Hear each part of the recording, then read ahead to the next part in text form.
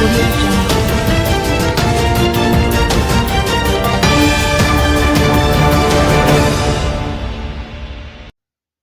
15-year-old charged with murder.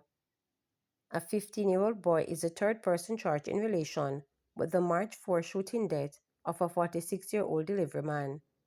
The teen, who is of Gardner Land address in St. Mary, has been charged with murder, possession of a prohibited weapon, unauthorized possession of ammunition, and using a firearm to commit a felony. Anthony Saunders, otherwise called Neely, was killed at his home in Tank Lane, Arcabesa, also in St. Mary.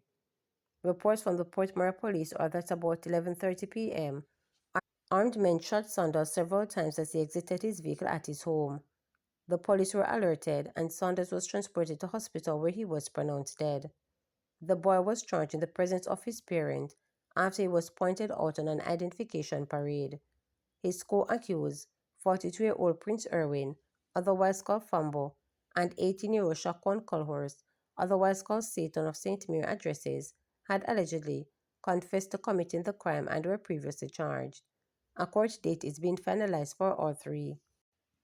Man who stabbed brother at St. Catherine Court pleads guilty, psychiatric evaluation ordered. A psychiatric evaluation has been ordered for a St. Catherine man who allegedly pleaded guilty to repeatedly stabbing his brother on the grounds of the Spanish Town Court on Tuesday. Durant Rose pleaded guilty to unlawful wounding and was remanded by acting senior parish court judge General Nelson Gale for sentencing on May 2nd. The judge also ordered a social inquiry report and directed that Rose be transferred to the St. Catherine Adult Correctional Center in the interim. The facts of the case are that around 12:30 p.m. on Tuesday, Rose attacked his brother near the entrance of the court number 1 at the St. Catherine Parish Court. An irritated Rose used a piece of broken bottle to stop his brother repeatedly in the face. The attack occurred while both men were waiting to return to court following a mediation session regarding the case in which Rose was reportedly injured by his brother. Police rushed to the scene and apprehended Rose before he could escape. First aid was administered to his brother while Rose was taken to the Spanish Town lockup. British man-woman caught with cocaine worth $92.7 million at NMIA. A British man and woman were arrested by the Firearms and Narcotics Investigations Division after they were caught smuggling cocaine worth $92.7 million at the Norman Manor International Airport in Kingston on Wednesday. Their identities are being withheld pending further investigations. According to reports, about 4:25 p.m., field personnel were conducting security checks for passengers boarding a British Airways flight destined for London. During routine interviews, a British man accused arose the suspicion of the police and his luggage was searched, which led to the discovery of 7 kilograms 15 pounds of cocaine concealed in the lining of his suitcase he had. During the same screening process, a British woman also arose the suspicion of lawmen, and a thorough search of her luggage revealed approximately 16 pounds of cocaine in the lining of her suitcases. The combined street value of the seized cocaine is approximately Jamaican $92.7 million. Both individuals were taken into custody and are being processed.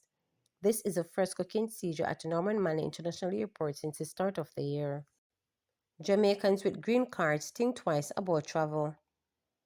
As immigration policies being implemented by the Donald Trump administration take hold, travel anxiety has developed among Jamaican green card holders in the United States. As a result, the island's tourism industry is bracing for a possible downturn arrivals from the north.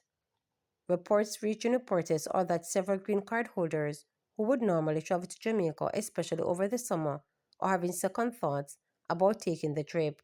Reporters reached out to some of these green card holders to gauge their travel plans.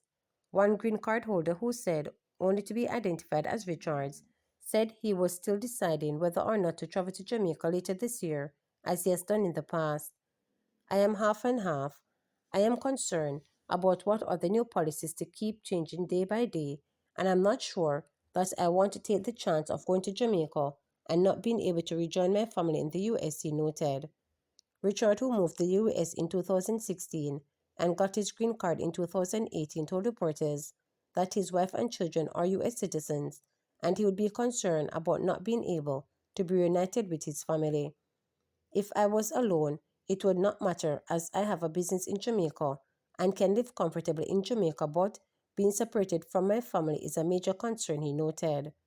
Richard, who was born in Westmoreland and worked for Air Jamaica before moving to the US, told reporters that he was not interested in becoming a citizen of the US, but has now applied as his wife is scared for him. According to Richard, who lives in California, he has no issues with the law, not even a speeding ticket, but he is still concerned about the traveling because of the uncertainty created by the change in US immigration policies.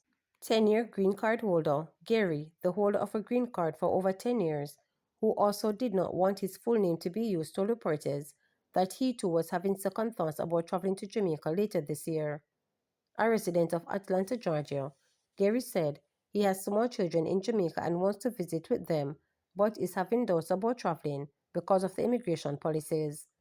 Born in St. Thomas, he has lived in the US for the past 5 years, got his green card in 2023, and says he has never been in trouble with the law. My doubts come from the fact that every day something is new, and I feel that I may have problem re-entering the United States, he noted. Gary noted that he felt more comfortable and traveled to Jamaica last year under the Joe Biden administration. Edmund Bartlett, Minister of Tourism, speaking to reporters, acknowledged that the tourism sector was bracing for the possibility that the U.S. immigration policies could affect arrivals. The information that we are getting is that green card holders are feeling intimidated about traveling and this could impact us, Bartlett noted. Bartlett said the U.S. remains Jamaica's major tourism market and that his ministry was monitoring how the immigration policies would affect U.S. outbound airline traffic. He said that Jamaica tourism industry still has the possibility of tapping into the European, African American, and Asian communities in the U.S. Bartlett noted that flights to Jamaica are still down, but his ministry would be aggressively partnering with airlines and encouraging them. He said the airlift support chain is still being impacted by airlines being unable to get new planes to increase seating capacity. Lauren Simit, a Jamaican flight stewardess with Spirit Airline, said she has seen an impact on the airline loads. The planes are not as full as they usually are, Simit, who flies in both Kingston and Montego Bay, told reporters. Simit said that there are a lot of seats on the Spirit Airlines flight from Fort Lauderdale to Kingston and Montego Bay, as people seem to not be traveling because of uncertainty around the immigration policies. Ardy Dietrich, President and CEO of the Airports Authority of Jamaica, told reporters that airline loads into Jamaica were down in February this year. He said while he believes that Trump immigration policies are affecting travel somewhat, he could not attribute the fall off in numbers solely to those policies. This is definitely some concern about travel in light of the new immigration policies, but there are people who are citizens of the United States who are also not traveling, he told reporters. Dietrich said that with a number down on aviation traffic, there was bound to be some impact on Jamaica's tourism industry. Figures from MBG, who operated Sanctus International Airport, show that in January this year, there were 459,679 passengers who arrived in the island through its gates.